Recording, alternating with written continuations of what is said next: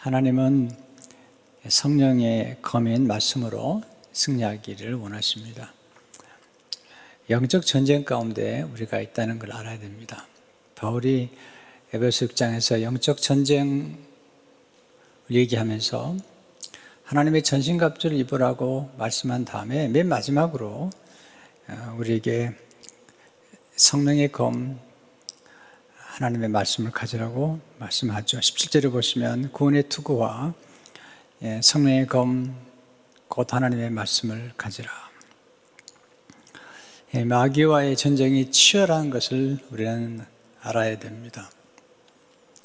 에베소 6장 12절에 보면 우리의 씨름은 혈과 육을 상대하는 것이 아니요 통치자들과 권세들과 이 어둠의 세상 주관자들과 하늘에 있는 악의 영들을 상대함이라.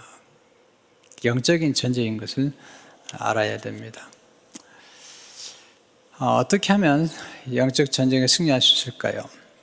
첫째로 성령 충만을 받을 때 영적 전쟁에서 승리할 수가 있습니다. 바울은 에베소 5장 18절에서 이렇게 말씀하죠. 수치하지 말라 이는 방탕한 것이니 오직 성령으로 충만함을 받으라. 영적 전쟁을 얘기하기 전에 먼저 성령의 충만함을 받으라고 말씀하고 있습니다. 왜냐하면 우리가 싸우는 영적 전쟁은 육의 힘으로 싸울 수 있는 게 아니기 때문에 오직 성령의 능력으로만이 승리할 수 있기 때문이죠. 예수님께서 마귀의 시험을 받으시기 전에 먼저 성령의 충만함을 받으시죠. 세례를 받으시고 성령이 비둘기처럼 임하시고 그리고 하나님께서 이는 내 사랑하는 아들이라고 하는 인치심을 주신 다음에 그리고 마귀의 시험을 받으러 가시죠. 그래서 마태복음 4장 1절에 보시면 그때 예수께서 성령에게 이끌려 마귀에게 시험을 받으러 광야로 가사. 마귀가 옛뱀 마귀가 첫 번째 아담을 유혹했잖아요. 그리고 두 번째 아담이신 예수님도 유혹하려고 하는 거죠. 예수님께서도 이 전쟁의 치열함을 아시기 때문에 성령의 충만함을 받으신 후에 마귀에게 시험을 받으신 것이죠. 그렇다면 우리는 말할 것도 없죠. 예수님도 마귀가 시험을 했다면 우리를 공격하는 것은 당연한 것이죠. 그래서 우리는 예수님께서 어떻게 마귀의 시험을 이기셨는지도 배워야 됩니다. 예수님은 철저하게 마귀의 일을 멸하려고 오셨고 또 마귀의 일을 멸하심으로 우리를 풍성하도록 풍성한 생명 가운데로 인도하기 위해서 오신 것입니다. 우리가 영적 전쟁에 승리하려면 우리 육의 힘만 가지고는 절대로 안 됩니다. 성령의 능력을 받아야 됩니다. 그래서 날마다 성령 충만을 받아야 되고 그리고 마귀와 영적 전쟁 속에 있다는 사실을 알아야 됩니다. 두 번째, 성령님은 영적 위치를 깨닫게 하심으로 승리케 하십니다. 전쟁에서는 언제나 위치가 중요하거든요. 먼저 고지를 점령해야 되고 또 전쟁에 승리하기 위해서는 우리가 누구이며 또 우리가 함께 하신 분이 누구이며 우리가 누구 안에 있으며 어디 있는지를 아는 것이 중요한 것입니다. 바울은 영적 전쟁에 대한 얘기를 하기 전에 먼저 우리가 예수님 안에 있다는 사실을 강조할 뿐만 아니라 우리가 어느 위치에 있는가를 분명히 말한 다음에 또 우리가 함께 하신 하나님이 누구신가를 분명하게 얘기한 다음에 마귀와의 전쟁에 임하도록 말씀하고 있는 것입니다. 마귀는 우리가 무시할 존재도 아니지만 두려워할 존재도 아닙니다. 그러나 만만하게 봐서는 안 됩니다. 예수님도 유혹했다면 우리가 이 마귀가 보통이 아닌 것을 알 필요가 있는 것입니다. 어떻게 승리할 수 있죠? 첫째로 우리는 예수님 안에 있습니다. 10절에 보면 끝으로 너희가 주 안에서와 예수님 안에 있다는 사실을 알아야 됩니다. 예수님 안에 있는 사람은 예수님의 보호를 받게 되어 있습니다. 또 예수님이 피난처가 되셔서 악한 영이 공격하지 못하도록 우리 안에서 역사하는 것이죠. 마귀가 하는 일은 우리 생각을 혼미케 해서 우리가 어려움을 겪거나 시험에 들거나 몸이 아프거나 그러면 우리로 하여금 우리가 누구인가를 망각하게 만들고 또 우리가 예수님 안에 있다는 사실을 망각하게 만드는 거예요. 성령님은 우리가 예수님 안에 있다는 사실을 자꾸 상기시켜 주시는 것입니다. 두 번째, 우리는 영적으로 예수님과 함께 하늘에 앉아 있습니다. 전 이 말씀이 너무 신비로웠어요. 예수님 믿고 에베소서 읽다가 내가 지금 땅에 살고 있는데 영적으로 하늘에 앉아 있다는 것입니다. 에베소 2장 5절 6절을 보게 되면 허물로 죽은 우리를 그리스도와 함께 살리셨고 너희는 은혜로 구원을 받은 것이라. 또 함께 일으키사 그리스도 예수 안에서 함께 하늘에 앉히시니. 이거 영적인 신비예요. 우리가 예수님을 믿는 순간 예수님과 함께 십자가에 죽고 다시 살아나고 예수님과 함께 하늘에 오른바되고 하늘에 함께 앉아 있다는 것입니다. 그러니까 우리가 영적으로 우리는 굉장히 고지를 점령한 것이죠. 이걸 기억하는 게 중요합니다. 세 번째, 우리는 예수님이 보내신 성령의 능력으로 강합니다. 10절을 보시면 그 힘의 능력으로 강건해지고, 이 그 힘의 능력은 육의 힘이 아닙니다. 성령님의 능력인 것입니다.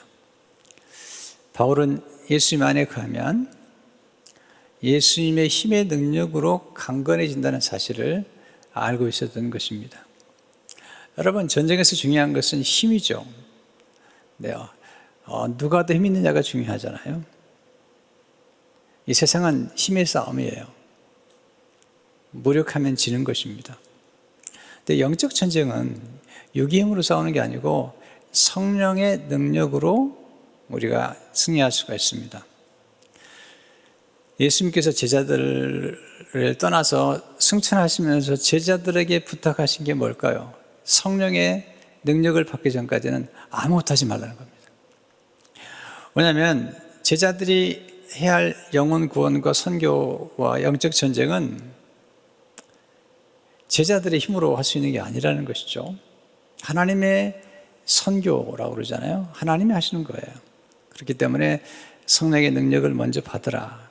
그래서 사도행전 1장 8절에 보면 오직 성령이 너에게 마시면 너희가 권능을 받고, 바울은 혼자 일하지 않습니다. 자기 힘으로 일하지 않습니다. 언제나 성령의 능력을 힘입어서 사역하는 것을 보게 됩니다. 문제는, 인생은 공급의 문제죠. 공급이 단절되면 모든 게 힘들잖아요. 전기가 끊어진다고 생각해 보세요. 요즘 코로나 때문에 경제가 어려우면서 미국 사람들 가운데 실업자가 많이 나왔잖아요.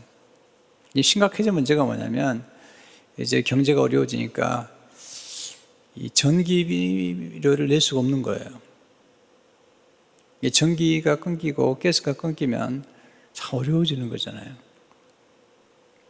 인생의 문제는 공급의 문제뿐만 아니라 지속적으로 공급을 받는 게 중요하거든요. 어떻게 가능하죠? 하나님으로부터 지속적인 공급을 받는 것, 그것은 기도로만이 가능하죠. 바울이 영적 전쟁을 얘기하는 중에 성령님의 검에 대해서 얘기할 뿐만 아니라 마지막 가서는 또 기도를 강조하죠. 에베소 6장 18절을 보시면 모든 기도와 간구를 하되 항상 성령 안에서 기도하라. 우리가 하나님의 능력을 공급받는 도관, 자, 우리가 수도물을 쓰는데 수도물이 그냥 오는 게 아니잖아요. 네, 수도관, 수도관을 통해서 물이 오는 것처럼 하나님께서 우리에게 능력을 공급하시고 또 생명수를 공급하실 때 이 도관을 통해서 공급하시죠. 그게 기도입니다. 기도. 기도는 생명줄입니다. 기도는 하나님의 능력을 공급받는 원천입니다.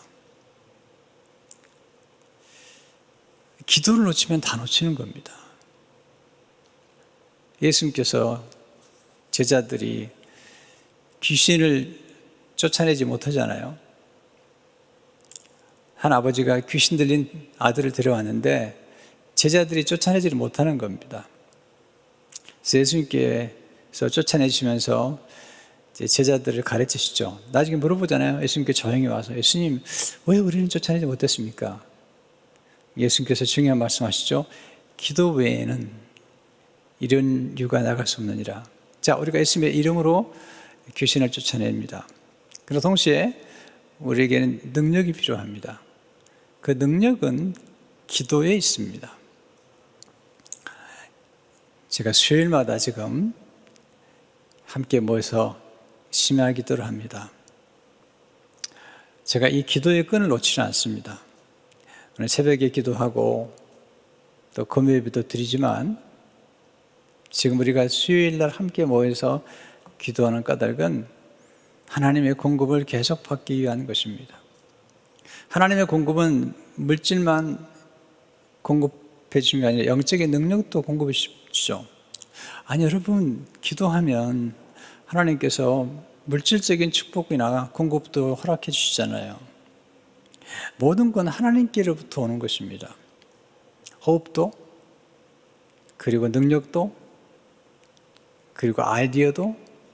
자, 성령님은 지혜와 총명의 영이세요. 모략과 재능의 영이세요. 지식과 여호와를 경외하는 영이시기 때문에 우리가 성령 안에서 기도하잖아요. 그러면 굉장히 명석해집니다. 그러니까 성령이 주시는 능력뿐만 아니라 우리가 이 땅에 살아가면서 필요한 모든 것들을 공급받는 거죠. 요셉 좀 생각해 보세요. 그는 신분도 없었습니다. 종이었습니다. 죄수였습니다. 그 안에 성령께서 함께 하셨어요. 바로가 알아봤거든요. 바로 왕이 알아봤습니다. 내 안에 하나님의 영이 있다는 거죠. 너처럼 지혜롭고 명철한 자가 없다는 것입니다.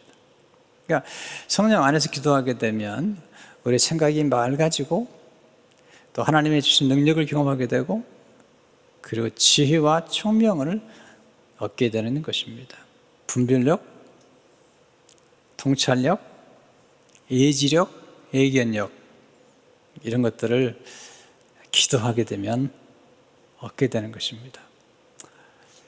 기도하셔야 됩니다.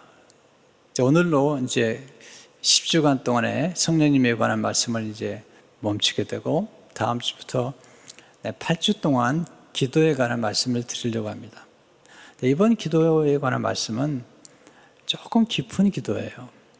깊은 샘, 깊은 성령의 샘, 또 깊은 세계에 대한 말씀을 드릴 거예요. 우리가 경험하는 것보다 깊은 게 있습니다. 바울이 그렇게 외치잖아요. 깊도다. 하나님의 지혜예요. 성령님은 깊은 것이라 통달하시는 거예요. 기도도 깊은 기도가 있는 거예요. 첫 번째 기도가 침묵 기도인데 침묵 기도 또는 무언의 기도라고 하기도 하죠. 좀 깊은 기도를 저도 배우면서 함께 나누려고 해요.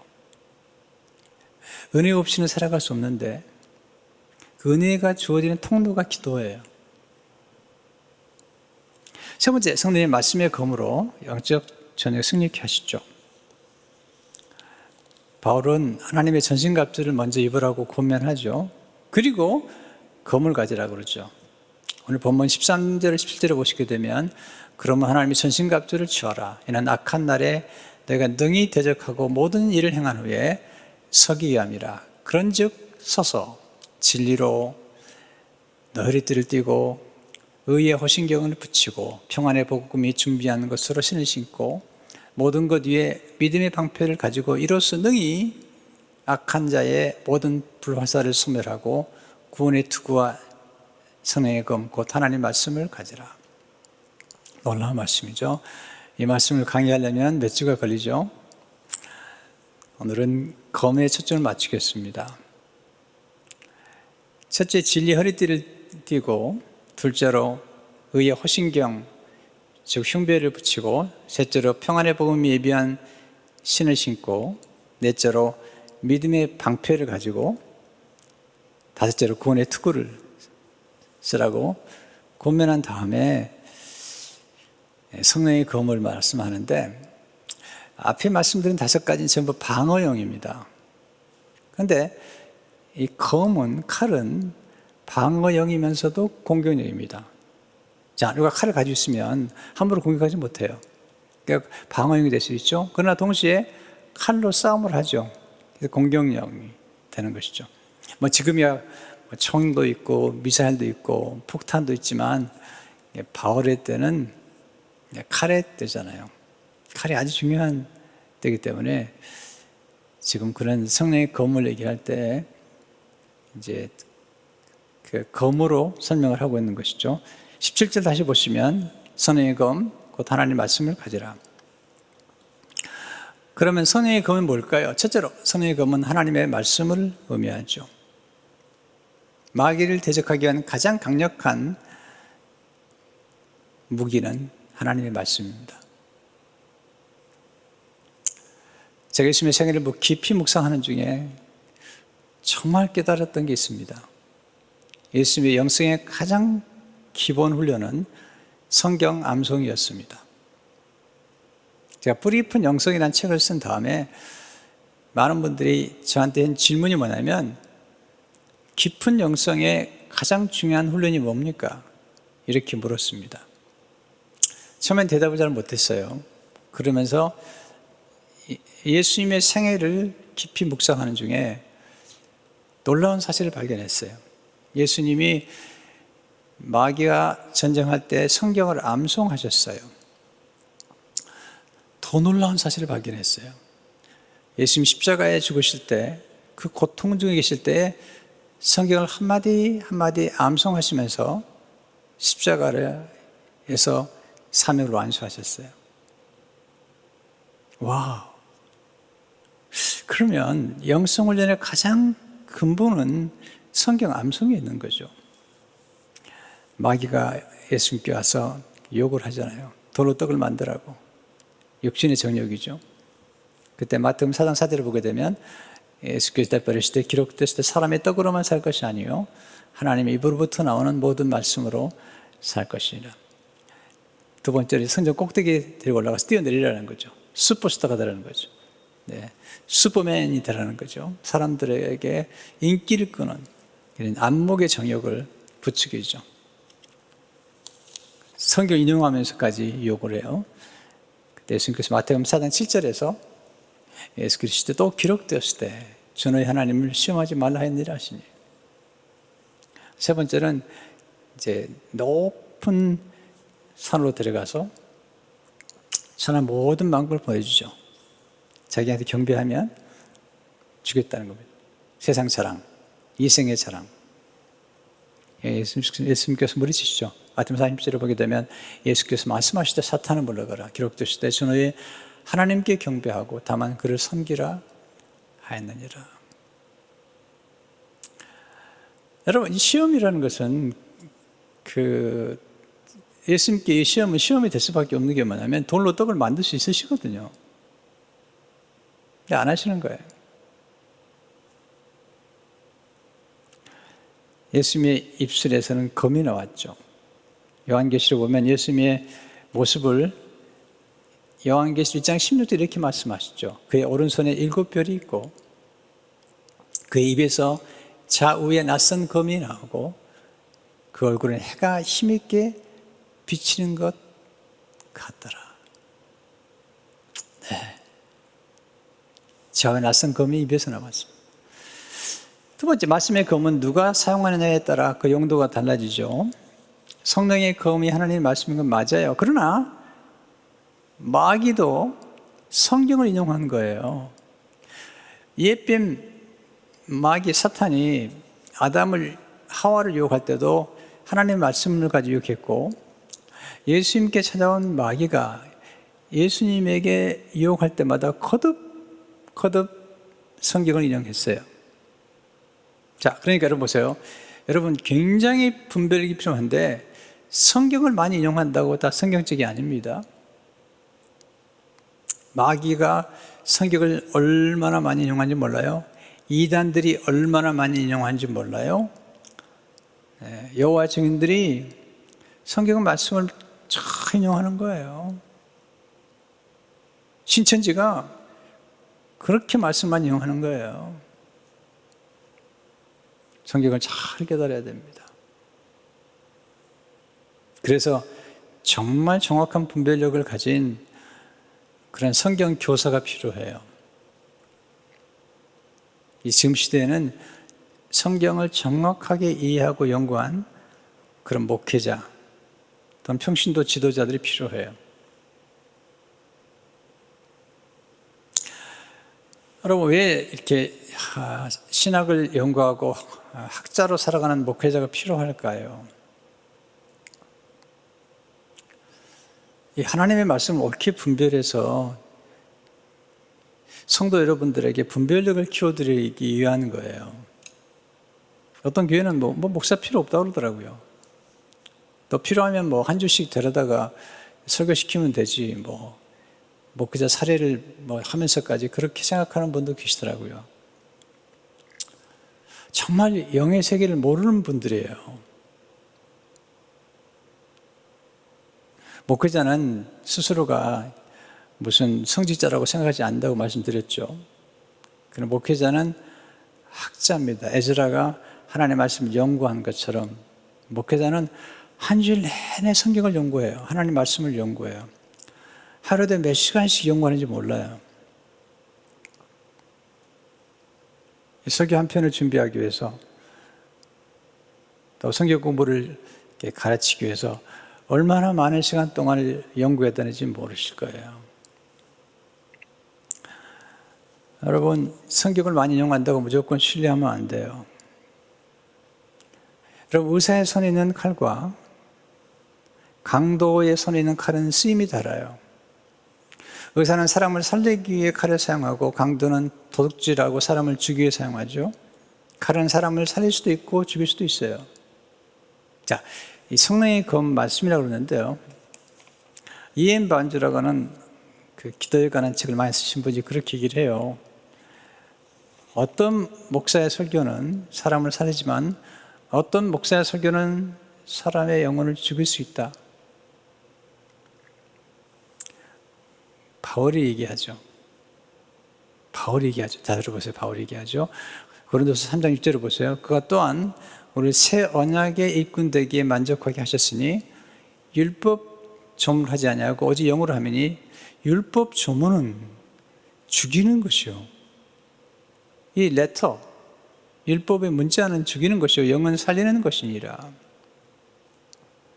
자, 보세요. 율법에 정신이 있습니다. 그 정신과 함께 율법이 적용되면 괜찮지만 율법을 문자로만 적용하면 사람을 죽일 수 있다는 거예요. 성령의 도우심 받아야 돼요. 저는 목회자이기 때문에 알아요. 목회자가 잘못 설교하게 되면 영적인 학대를 하게 돼요. 또는 바리새인들처럼 잘못된 길로 가게 만들 수도 있어요. 그래서 강단이 그래서 굉장히 오미한 자리예요. 두렵고 떨리는 자리예요.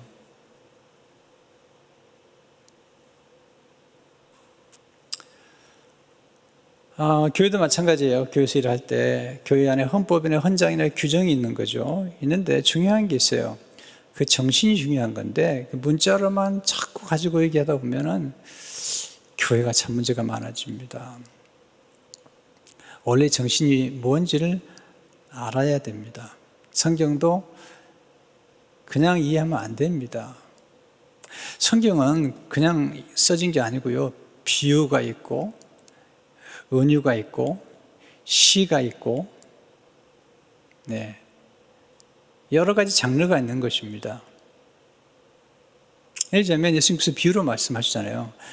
내 눈이 범죄거든 내 눈을 떼어내 버리라. 그건 눈을 빼라는 얘기 아닙니다. 예수님 얼마나 많은 비유를 사용하셨어요.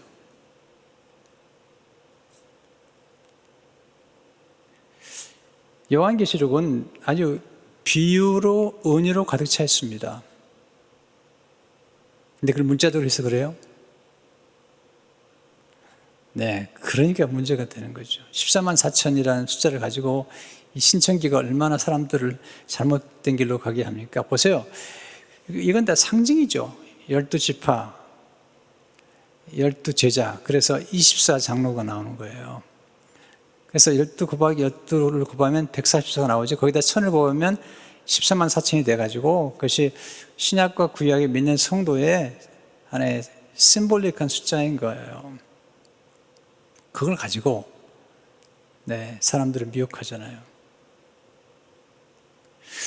그래서 성경을 공부하셔야 되고요. 또 성경을 공부할 때 성경이 어떻게 쓰여졌는지, 이것이 역사인지 사실인지 아니면 비유인지, 예수님께서 비유로 말씀하여 가라사대, 얼마나 비유로 많이 말씀하셨어요. 하나님 나라는 겨자씨와 같다.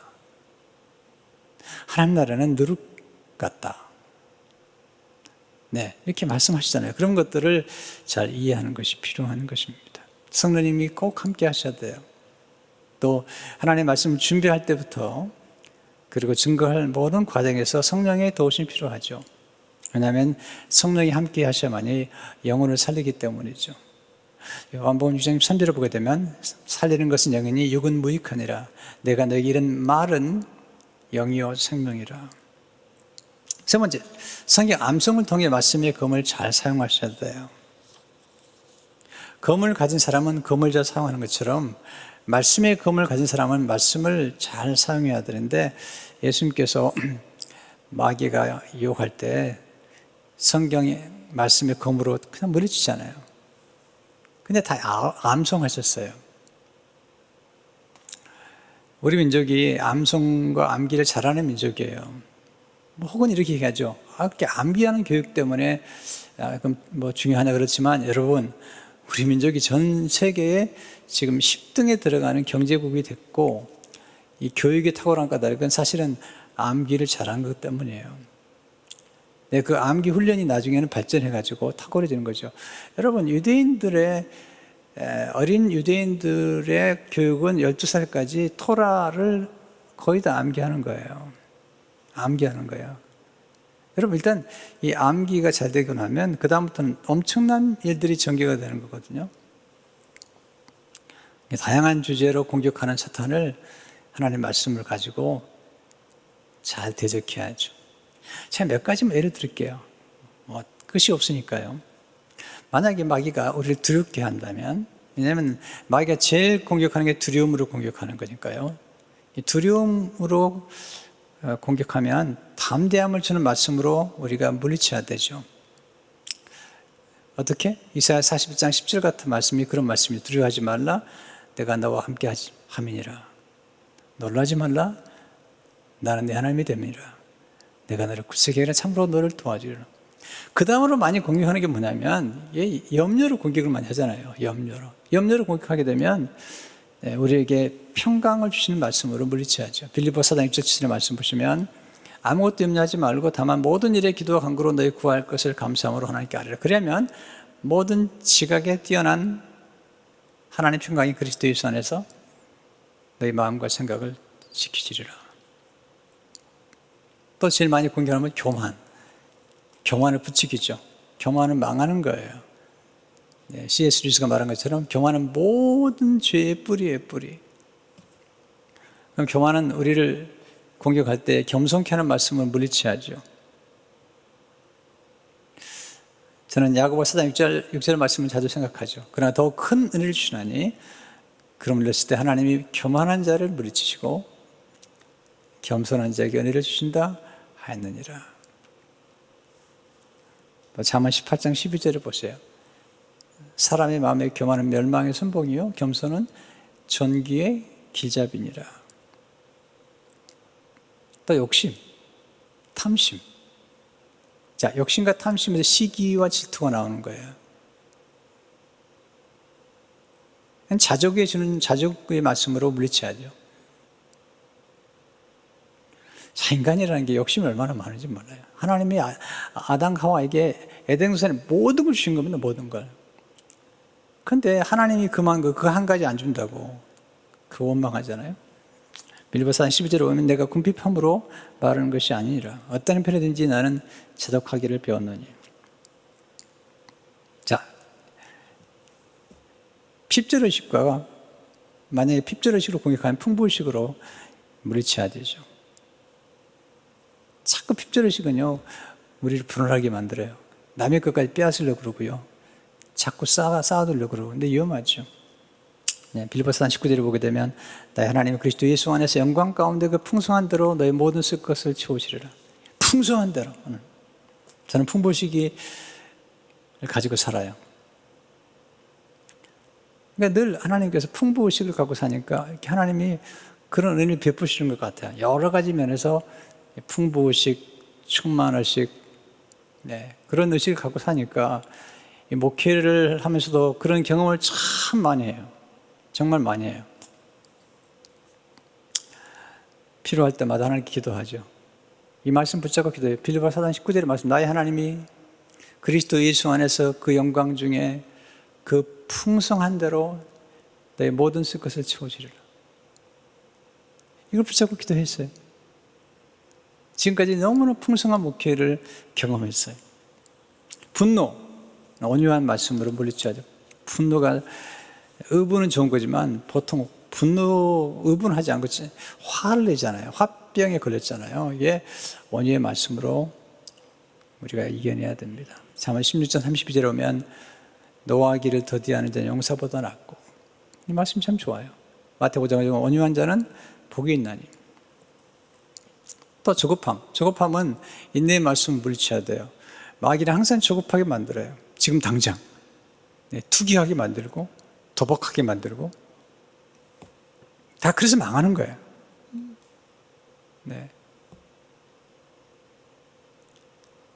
이 돈이라는 것도 칼 같은 거예요. 잘 사용하면 굉장히 좋은 거예요. 잘못 사용하면 망하는 거예요. 하나님이 주신 물질을 청지기적 정신을 가지고 살면 그 돈이 선한 데 쓰임받을 수가 있는 거죠. 대부분이 망하는 이유가 뭔지 아십니까? 조급한 거죠. 투기하라. 투자하라고 그러면 투자가 투기예요. 거의 갬블입니다. 1년 만에 얼마를 벌고 2년 만에 얼마를. 다 사기입니다. 사기. 사기꾼들이 쓰는 방법이에요. 하나님 나라는 절대로 그렇지 않습니다. 그런 법이 없습니다. 심고 가꾸고 기다리다가 거두는 거예요. 어떤 것도 급히 되는 게 없어요. 자, 어떤 사람이 어느 날 갑자기 성공했다라고 생각한다면, 그리고 그 성공이 정말 유지가 되고 있다면, 그리고 확장되고 있다면, 그 분명히 오랜 기다림의 열매일 거예요. 어떤 사람이 돈을 벌었다는데 갑자기 또 망했다면 그것은 조급함의 결과예요. 잠언 14장 19절에 노하기를 더디하는 자는 크게 명철하여도 마음이 조급한 자는 어리석음을 나타내니라. 마음이 조급한 자는 어리석어요. 인내해야 돼요. 오래 참는 거예요. 히브리 6장 14절 보게 되면 아브라함이 복을 받는데, 얘네가 반드시 너에게 복주고 복주며 너를 번성하게 하고 번성하게 하려 하셨더니 그가 이같이 오래 참아 약속을 받았느니라. 하루아침에 되지 않습니다. 저는 목회자의 길을 고등학교 2학년 때 가기로 하고, 그리고 한 번도 다른 생활을 해본 적이 없습니다. 나 이 부르심의 길을 지금까지 걸어온 거고 앞으로도 끝까지 걸어갈 것입니다. 목회 외에 다른 것을 생각해 본 적이 한 번도 없습니다. 만약에 목회 외에 다른 것을 생각했다면 저는 부르심이 아닐 겁니다.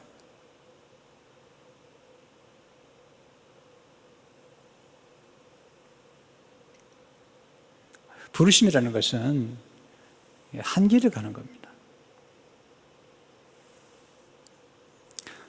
네 번째, 생각을 연마함으로 말씀의 검을 잘 사용하셔야 돼요. 생각을 잘해야 돼요. 생각. 마귀의 간계라고 그래요. 간계. 간사한 계책이에요. 간사한 계획인 거죠. 11절에 보시면 마귀의 관계를 능히 대적하기 위하여 하나님의 전신갑주 입어라. 이 관계라는 헬라어가 재미있는 헬라어예요. 메도데미아인데요. 이 말에서 영어로의 메소드, 방법이 나온 거예요. 이 단어는 계획과 방법을 갖춘 기만, 속임수를 의미합니다. 여러분, 속이는 사람이 대단합니다. 신천지에서 한 사람을 신천지로 끌어들이기 위해서 12명이 속이는 거예요. 12명이 전략적으로 속이는 겁니다. 이야. 근데 우리 기독교인들이 영혼을 전도하기 위해서 얼마나 사람들을 잘 전략을 쓰는지 모르겠어요. 마귀는 그토록 전략을 쓰는데, 이단은 그렇게 전략을 쓰는데, 생각하는 훈련을 해야 돼요. 아담과 하와의 범죄는 생각의 게으름이라고 스카펙이 말했어요. 저는 맞다는 생각이 들어요. 모든 생각이, 잘 들으세요, 모든 생각이 다 우리 스스로가 선택한 게 아닙니다. 요한복음 13장 2절을 보세요. 마귀가 벌써 시몬의 아들 가룟의 마음속에 예수를 팔려는 생각을 넣었더니, 여러분이 갑자기 어떤 생각이 들었을 때 나한테 왜 이런 생각이 들지? 그렇게 생각하지 말라고요. 그 생각이 내 안에서 나올 수도 있지만 마귀가 줄 수 있는 거예요. 그래서 묵상이란 무엇인가 이거예요. 고린도서 10장 5절을 보시면, 하나님 아는 것을 대적하여 높아진 것을 다 무너뜨리고 모든 생각을 사로잡아 그리스도에게 복종하게 하니. 네, 교만한 생각이 듭니까? 딱 데려와서 예수님 앞에 복종시켜야 돼. 조급한 마음 들어가지고 이렇게 딱 데려와서 복종시키는 거죠. 사람들은 깊이 생각하는 거 힘들어하는데, 여러분, 깊이 생각하는 게 얼마나 유익한지 아십니까? 또 깊이 생각하는 훈련을 하게 되면 굉장히 즐겁습니다. 생각의 즐거움이라는 걸 아십니까? 네, 깨달음의 즐거운 것만큼 생각을 깊이 하는 중에 얻는 유익이 얼마나 많은지 몰라요. 여러분 기억하세요. 생각 없이 사는 사람은 남의 생각대로 살게 됩니다. 말씀을 따라 생각하지 않으면 마귀의 유혹을 따라 생각하게 됩니다. 생각은 얼마든지 선택할 수 있고 바꿀 수 있습니다. 좋은 생각을 통해 놀랍고 아름다운 미래가 창조가 되죠. 좀 깊이 생각하세요. 네, 그러면 놀라운 역사가 나타나죠. 제가 앞으로 18주간 동안 하는 기도가 깊은 기도의 영성이 깊은, 조금 더 깊이 생각하라는 거예요. 네. 히브리서 3장 1절 보니까, 그러므로 함께 하늘에 부르심을 받은 거룩한 이들아, 우리가 믿는 도리의 사도이시며 대제사장이신 예수를 깊이 생각하라. 네, 지금 돌아가시지만 라비 자카리아스가 벌린 캠페인 Let people think, 사람들을 생각하라. 고든 맥도날드 목사님이 얼마 전에 80이 넘었어요. 젊은 목회자들에게 조언을 한마디 해달라고 그러더니요, 깊이 생각하라. 네, 목회자들이요, 좀 깊이 생각하라. 제가 이 생각이 얼마나 중요한가를 배운 건 고든 맥도날드의 책에서 했어요. 이거 드릴게요. 생각한다는 것은 위대한 일이다. 와, 마치 잘 단련되고 다듬어진 육체가 경제에 잘 달릴 수 있듯이 잘 훈련되고 온전히 형성된 정신이 최선의 생각을 해낼 수 있는 것이다. 최선의 사고는 모든 피조물을 통치하시는 왕이신 하나님을 경외하는 가운데서 이루어질 때 성취 가능한 것이다. 전 지성을 굉장히 강조해요. 생각을 강조해요. 왜냐하면 우리의 탁월한 지성은 하나님을 높여드리는 거예요. 하나님의 말씀을 비판하는 게 아니라 하나님 앞에서 말씀 앞에 떠는 지성, 하나님을 경외하고 말씀을 경외하고 말씀을 받들어 증거하는 지성, 이 지성이 가장 아름다운 겁니다. 인간은 피조물은 하나님 앞에 순종할 때, 하나님을 경외할 때 가장 평화롭고 가장 잘되고 형통하고 기뻐하게 되어 있습니다.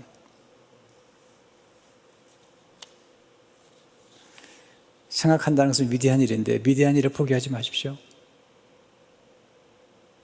저도 한때 생각하는 게 힘들었는데 어느 단계에 들어가면서 생각하는 재료를 알았어요. 생각하는 방법을 알았어요. 놀라운 경험을 했어요. 놀라운 아이디어를 깨닫게 됐어요.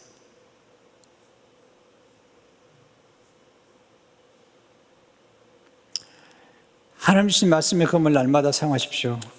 검은 자주 사용해야 돼요. 사용하지 않으면 녹슬게 되죠. 자주 사용하셔야 됩시오. 히브리서 4장 12절의 말씀 보세요. 하나님 말씀은 살아있고 활력이 있어. 자유나서는 어떤 검보다도 이래요. 혼과 영과 및 관절과 골수를 찔러 주기까지 하며 또 마음의 생각과 뜻을 판단하는. 유진 피터슨 목사님 아버님이 원래 정육점을 했어요. 그냥 조그만 정육점이 아니라 소나 송아지를 잡아다가 정형을 하는 거죠. 죄송합니다. 옛날 표현으로 말하면 백정이죠. 그래서 유진 피터슨 목사님은 아주 어릴 때부터 아버님 가게에 가서 칼 쓰는 걸 배웠던 거예요. 그리고 나중에 그분 목회가 끝난 다음에 그는 이렇게 얘기하죠. 제사장이라는 것은 원래 칼 쓰는 사람이라는 거예요. 그러잖아요.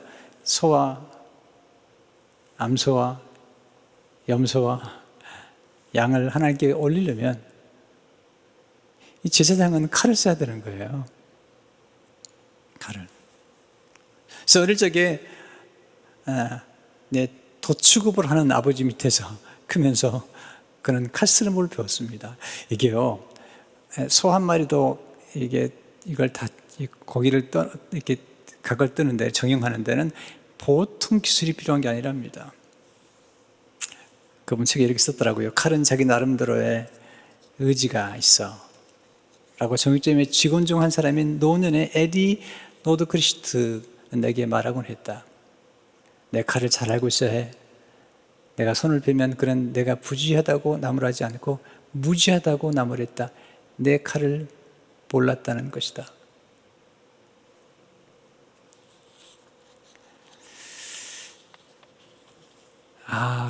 제사장은 칼을 잘 쓰는구나. 근데 여러분과 제가 다 왕 같은 제사장이잖아요. 지금 우리가 써야 될 칼은 뭘까요? 말씀의 칼이죠. 그래서 말씀의 칼로 승리를 해야 돼요. 마귀를 물리쳐야 돼요. 성도 여러분, 지금처럼 혼돈스러운 시대가 없는 것 같아요. 다 말씀을 벗어난 이 세상에 이 엄청난 공중의 권세 잡은 자들이 이 하나님 말씀을 왜곡시켰어요. 다 왜곡시켰습니다. 그래서 우리가 하나님 말씀을 잘 분별하고 그리고 이 세상에 승리해야 돼요. 그런 말씀을 자꾸 암송하셔야 돼요. 묵상하셔야 돼요.